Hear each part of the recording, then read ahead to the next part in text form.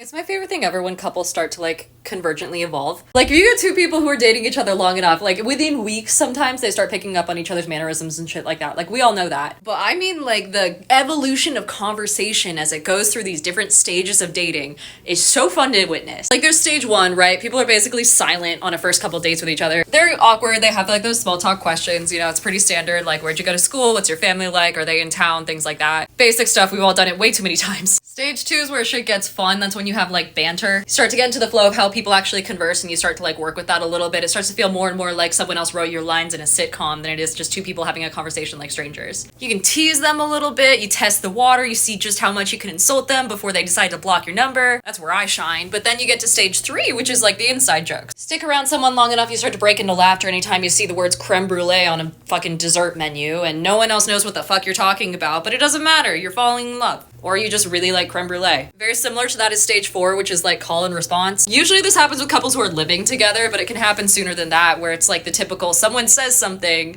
like a vocal stim, and then the other person from across a fucking house responds instantly, no hesitation. Y'all remember that bit in, what was that show that everyone hated at the end? The one that isn't Friends. Why am I forgetting this name? How I Met Your Mother. In How I Met Your Mother, that whole thing where someone would talk about a major outbreak happening on the news and everyone else would go, major outbreak? Easy stage four. And then stage five is fantastic. It's fucking telepathy. Exchanging a look with someone and instantly knowing everything that they're thinking. Shooting a glance across a room at a party and instantly knowing that your partner's ready to go home and watch TV. Fucking mint. The fucking gold standard for relationships. I love it. I personally will never date anyone who I can't reach that level with, because otherwise what the fuck is the point? But it can happen with people you're not dating too. That's just, honestly, that's just good friendship. I like it. I like when people grow together and develop their own language. It's fun.